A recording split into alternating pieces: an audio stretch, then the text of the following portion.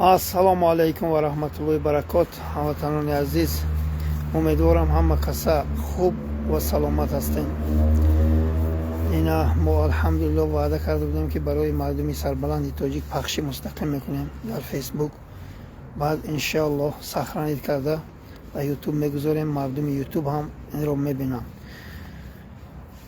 пахши мустақим мавзӯъ дар бораи ду муғулу манғитро муҷоҳидои ҷонбаркаф аз тарафи муҷоҳидо бояд инҳо боздошт шаванд. дар ҳамин бора иншоаллоҳ гап мезанем. умед дорам ки садои ман нағз рафта истодааст. ҳамватанони азиз, агар садо нағз рафта истода бошад, бародаро нависем ки садои шумо хуб аст. мавзӯя иншоаллоҳ раҳмон идома медиҳем. ҳамватанони азиз, мо муборизаи ҷиддӣ гирифта истодаем, иншоаллоҳ сарҷам шуда истодаем. бо бародарои ҳамсоя кишвар дар тамос ҳастем. онҳо иншоаллоҳ раҳмон моро дастгирӣ мекунанд, мо дар сафи онҳо мепайвандем. мо сарзамини тоҷикистонро аз таги дасти ин як тӯда авбоши муғулу манғити қотили тоҷиккуш раҳо мекунем. ин муғулу манғитҳо ки ҳастанд? инҳо абдураҳмон аламшозода ва рамазон раҳимзода. ин ду авбош, ин ду хоини миллати тоҷик, ман намедонам ино аз кадом қабристон пайдо шуданду имрӯз тамоми бародарое ки дар мақомот кор мекунанд, онҳоро яъне писанд намекунанд, онҳоро гӯё одам намешуморанд. бояд мо ҳамаи ин хабарҳоро ба бародароне ки дар амният кор мекунанд ва дар мақомот кор мекунанд, бояд барои онҳо ин гапҳоро расонем ки ин тӯдаи авбош шуморо истифода бурда истоданд. мо иншоаллоҳ нақша дорем ки ин золимҳоро аз хонашон берун набаромада мо инҳои боздошт кунем. ин рӯзо хело наздик аст. иншоаллоҳ раҳмон бояд тамоми бародарое ки дар ҳукумати кунунӣ кор мекунанд, камтар нангу номус доранд, камтар ҷуръату ғайрати тоҷикӣ доранд, бояд бо мо дар тамос буранд. мо фаҳмонем ки бояд мо чӣ хел мубориза барем ва чӣ хел инҳо боздошт шаванд. ҳамватанони азиз, бояд ҷавонмардое ки бо инҳо кор мекунанд, фармоишҳое ки инҳо медиҳанд, ҳаргиз ва ҳаргиз қабул накунанд. аз ҷониби ин тӯдаи авбош бародарои бадахшони моро куштанд, чанд бадахшони беҳуда куштанд, инҳо фармон доданд. чанд бародари раштия, чанд бародари кулобия инҳо қатл карданд. ин золимои нотоҷики ҳаромзоди қотил. акнун рӯзи амал расидааст ки мо инҳоро боздошт кунем. мо нақша кашида истодаем. ҳатмани ҳатман ин тӯдаи авбош сарнагун хоҳанд шуд. ҳамватанони азиз, як хел бародаро менависанд чаро инҷа ва ятимов нест. ятимов ҳам ба кайфари аъмолаш мерасад ва дар дами марг қарор дорад. чӣ хеле ки нашр карда будем, ду нафар асосӣ анамин бузмакову анамин рамазон раҳимзода. ин тӯдаи авбош имрӯз мардуми мазлуми тоҷикро шарманда карданд. бародарое ки мебаранд дар сарҳад, гӯё ки онҳо сарҳадро ҳифозат мекунанд, яъне назорат мекунанд, посбонӣ мекунанд. ин тӯдаи авбош бо ҳамроҳии эмомалӣ шайтон чӣ кор мекунанд? ба модару хоҳари тоҷик ҳуҷум мекунанд. мехоҳанд ки модару хоҳари тоҷикро беиффат кунанд, аз сарашон сатрашонро гиранд, онҳоро ранги авлоди худашону ранги наздикони худашон бешарафу беномусу кунилучу шарманда кунанд. акнун камтар ҷавонмарде ки хизмат карда истодааст, камтар фикр мекунад ки инҳо ба муқобили модару хоҳари мову шумо биромадагианд. онҳо шуморо унҷа мебаранду шумо истифода мебаранд. модару хоҳари мову шуморо дар гирди як пирхуке ки саг мур шудаги аст қариб 50 рӯз боз эмомалӣ шайтон кунҷумбонию рақсу бозӣ мекунанд. ҷавонмардое ки ҳаматон фарзанд дорем, духтарча дорем, اگر نخواهیم که اون دخترچه‌هاتون به وی رسن و فردا در گرد رستم نرکمان کنجنبانی رقص و بازی دیوانگی کنن، باید شما بیدار شوید، باید شما با ما همکاری کنید. روزی وارد شدن انشاءالله نزدیک است. این را ما هرگز روس نکردیم. بار دیگر تکرار میکنم، ما قاتل نیستیم، ما آدم کش نیستیم. این را ما آشکار میگوییم که این توده اوباش تنها با زور سلاح هموطنان عزیز یک باره میشوند. دیگر اینها 10 سال ما مراجعت کردیم، 10 سال ما گپی خوب گفتیم، 10 سال ما گفتیم که مردمتان را در بدر نکنین، خاک و سر نکنین، با جای کاری تامین کنین، سرزمین تاجیکستان را نفروشین. اینها ما را پسند نکردند. این مغول و منغیت ها یک ذره خونی تاجیکی ندارند. اینها اگر یک ذره خونی تاجیکی می داشتند، سرزمین کوچک ما را 1300 گکتاره به خاطر مواد مخدرشون برآورده به قرقیزها تحفه نمیکردند. آنقدر زمین هایی که در بدخشان داشتیم، آنجا بریلیانت و آنجا طلای و آنجا خروستل و آنجا چقدر سنگای قیمت بها دارد، برآورده به خطای ها نمیدادند. پس باید این جوان مردایی که با اینها همکاری کرده ایستادن و با یک پول ناچیز اینا کار کرده ایستادن، اگر شما خواهید که فردا زندگی شما خوب شود، ما باوری داریم که همین $500 ممکن معاش گیریم، شاید کم باشد، 3-4 هزار سامانی. اگر خواهید که فردا معاش شما 10,000 سامان شود، 15,000 سامان شود، $1,500 شود، باید شما این توده اوباش را دیگر پشتیبانی نکنید. اینها را ما بازداشت میکنیم، اینها جواب میگویند. تمام پول و مالی که اینها دزدیدند، اینها غارت کردند، به این ملت برگردانده میشود. ما مقامات ما آنچنان مستحکم میکنیم ان شاء الله رحمان که یک پشه در گرد و اطراف سرحد ما پر نزند. این را ان شاء الله ما وعده میدهیم. ما تمام زمین هایی که این توده اوباش رحمانوف ظالم به خاطر 7 دختری فاحشه، به خاطر نارکوتیکی آنها ترگوت میکنن و گویا که با قرقیزستان گذشته میرود، ما میخواهیم که زمین ها ما را برگردانیم. زمین های واروخ و زمین های اسفره را به دو دست ادب اینها برآوردن و به اجنبیان دادن. ما انشالله بعد این توده اوباش را بازداشت کردن یا خیلیش فرار کردن، ما اینها را در پایگاه قرار میدیم. اینها را ما به وطن انشالله رحمان برمیگردونیم. بعد از این توده اوباش سرزمین کوچک تاجیکستان رها که شد، ما به خوبی با مردم قرقیز و با مردم خطای خطاب میکنیم که به خوبی سرزمین های ما را برگردانند. به خوبی ما جنگجال نمیخواهیم با یگان کس، به خوبی برگردانند.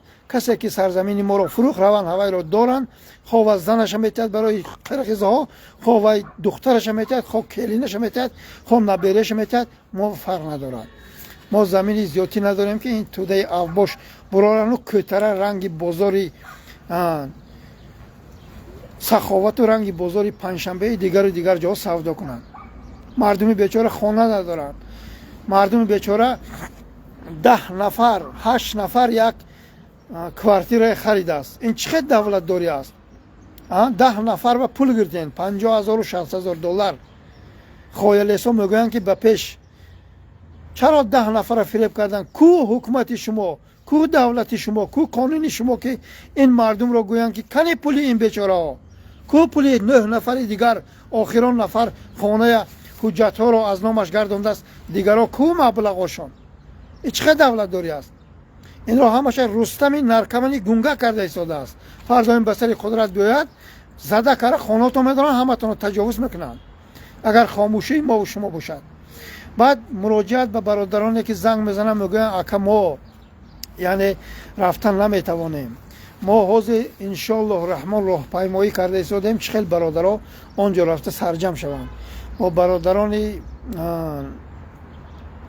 بالا مقامی کشور همسایه افغانستان ما صحبت کرده ایستادیم. ما باری دیگر تکرار میکنم یگان چیز را روس نمیکنیم. اینها را تنها با زور سلاح کوز میمانی مردمت رو از این توده اوباش نجات میدی. دیگر 10 سال گپ زدن مخالفا کی را پسند کردن، چند زواد و فابریکه ساختن، چند مادر و خواهری که در روسیه عذاب سگ را دارن پالشویی میکنن و فراشی میکنن، آنها را دستگیری کردن و به وطن برگرداندن. کودکاشون کشته شد، کار رفتن روسیه، فرزنداشون از دست دادن. قاتلای روس آنها را бегуноҳ қатл карданд. гуноҳаш чӣ буд? тоҷик таваллуд шуданаш буд. ҳола ин муғулои ҳаромӣ Рамазон Раҳимзода Пирхоки Раҳмонов рафт пеш аз мурданаш, пеши ҳамун Путин ба гарданаш каҷ гирья кард, ки гӯё ки вай онҷа рафта дар қатли Қобилҷон бо Путин гӯё ки гап зада бошаду гӯё ки ин мушкилро ҳал мекунад. Ин гапҳо ҳамаш дурӯғ ам ватанони азиз. اینها کلاً برای ما و شما خدمت نمیکنند. اینها تا توانند یا تاجیک را نیست میکنند یا تاجیک را قتل میکنند. اکنون برادرایی که اینها را شما گوش میکنید، این توده افباش را، عسکر و افسران را در نظر دارم. ما نیاز نداریم که شما خواه میروین اونجا با خواه نمیروین، برای آنکه روزی سرنگونی این حکومت نزدیک است. شما اگر یک ذره ننگ و ناموس تاجیکی داشته باشین، یک ذره مادرتان رو احترام کنین، زنتان رو احترام کنین، که باید شما همه دیاروق و اسلحه گذارید، باید به خانه‌تان برگردید. ما پیشکی آگاه کرده ایستادیم که ما این توده افباش را میخواهیم با اینها یک به یک زد و خورد کنیم. کو اینها پیش در این مغول منقیط ها بوزماکوف، رمضان رحیمزاده با یک چند نفر دیگر، اون پدرنالت بچه یتیم در بدخشان، میرزا نبات، کو پیش در اینها را ما سرنگون خواهیم کرد. این حرامی ها قیر تاجیک را برآورده ایستادند. باید ما اکنون ملت تاجیک را از تجاوز اینها، از قتل و کشتار اینها رها کنیم. هموطنان عزیز، دیگر جای خاموشی، دیگر جای ترس بس است. برادرایی که زنگ میزنن میگن اکا ما رفتن نمیتوانیم، ما میخواهیم که کمک کنیم، ما میخواهیم که دستگیری کنیم. این صحبت ها را انشالله با برادران ما همشه سنجیده ایستادیم. اون برادرها کجایی که همون جایی که مبلغ میرود انیق میکنن، این را ما تفتیش میکنیم و انیق میکنیم. بعد من همه شما به SMS مینویسم که فلان جا باید مبلغ گذاری کردن کار برای مجاهدا رو، یعنی مسلح کردن و برای خورد و خوراک آنها، یعنی تنقیصی نکشن، باید کمک کردن. هموطنان عزیز، هر برادری که نمیتواند رود در صف برادرای مجاهد بپیوندد، وای میتواند و کمک کند، دستگیری کند برادرای مجاهد را. آنجا دو خالطه قم و دو خالطه سنگ را برده خورده، یعنی مبارزه نمیبری. باید آنها یک زندگی خوش داشته باشند. برادرای همسایه کشور گفتن که ما یک تنام داشته باشیم برای شما تقسیم میکنیم. این چه معنی دارد؟ معنیش همین که باید ما هم هوشیار باشیم. باید ما همچنان دستگیری کنیم که مجاهدای تاجیک را هم آنها یعنی خوشحال باشن و هم تاجیکایی که اونجا میروند خوشحال باشن. هموطنان عزیز، به همین خاطر هر برادری، هر بیزنسمنی، هر تجاری که نمیتواند رفتن اونجا، با هر انسانی که میخواهد که مادر و خواهر و دخترش از تگ دست این توده افباش تجاوزگر نجات یابد، مرحمت رفتن نمیتواند، کمک کند. با ما نویسد، ما میگوییم کجا با انشالله الرحمن ما همه دولت ها با آدم داریم، آنجا کارو برای حل میکنن. بعد خدا خواهد ما مبارزه پیش میبریم. به همین خاطر بسیاری جوان ها یاشن میگویند که ما کی اونجا رویم، کی اونجا رسیم. حالا باید همه این مشکل ها رو حل کرد. یعنی باید مردمی که اونجا میروند آنها را برده، یعنی در سری راه نپرتافت. باید آنها از تمام چیز هموطنان عزیز مهیا باشند. به همین خاطر این روزا نزدیک است. این گپای ما 100% با برادرها گپ زدیم. انشالله الرحمن من امید کلان دارم که یگان کس اینجا به خیانت نمیکند. مقصد و مرام اینها تنها این توده افباشی حرامزادی تاجیک کشی ملت ما رو سرخم کردگی است، نیست کردن است. آنها هدفشان همین است. هموطنان عزیز، ما امید داریم که انشالله الرحمن در این بین ما یگان آدمی خائن و خیانتکار نیست. ما حتما این توده افباش را با زور سلاح یک باره میکنیم. هموطنان عزیز، برادرایی که رفتن نمیتوانند اگر مبلغ گذاری کنند، اینجا مجبوری نیست. ما نمیگوییم که برادر ما به کمک کن. اگر تو خواهی که فردا باید این توده افباش سرنگون شدن تو را هموطنانت، برادرانی که مهاجر هستند، حاضر در بدر خاک بسر هستند، در عذاب هستند، آنها برگردن و فردا تو رو با نام نیک یاد کنند. مرحمت با ما بپیوند، یعنی سهم خودت رو گذار هموطنی عزیز. ما همه قدر مقصد و مرام داریم. با چند برادرها بعد اون صورتایی که نشر کردیم که این تودای ابوش ما حتما ان شاء الله رحمان با زور سلاح یک باره کرده از طرف مجاهدا بازداشت میکنیم. چند برادران نوشتن که شما زیب گنرالی دارین. من گنرال شدنی نیستم هموطنان عزیز. من وظیفه گرفتنی نیستم. تنها همین ملت رو ما خلاص میکنیم. آدم های دانشمند هستن، مرحمت مردم رو یعنی سرشته کنن و مردم رو به جای کار تامین کنن و مردم رو دیگر در نزد دیگر ملت ها سرشان بالا بردارن. ما همین میخواهیم. ما والله بالله تعالی نه وظیفه در کار است نه هیچی. مقصد و مرام هدف محمد تقایف مردمش رو خلاص کردن از تجاوز این توده ابوش. در طول 35 سال رقص و بازی کنجنبانی چند قدم با پیش رفتیم. کو همین من به فهمانین امروز غمنیت رحمان و کودکای همشان نرکمان کرده است. 14 ساله 15 ساله 17 ساله میبینی که علاقه نارکوتیک سبحان الله استفاده برده است. این را کی اجازت داد؟ این را همین اولاد حرامزاده که نسل ما را نیست کرده ایستادن. امروز مادر و خواهر تاجیک، دخترای تاجیک گم میشوند، دختر بچه ها. این را کی کرده ایستاده است؟ خوی لسانش میگویند که ما امنیت داریم. شما امنیت ندارین، شما غمنیت دارین.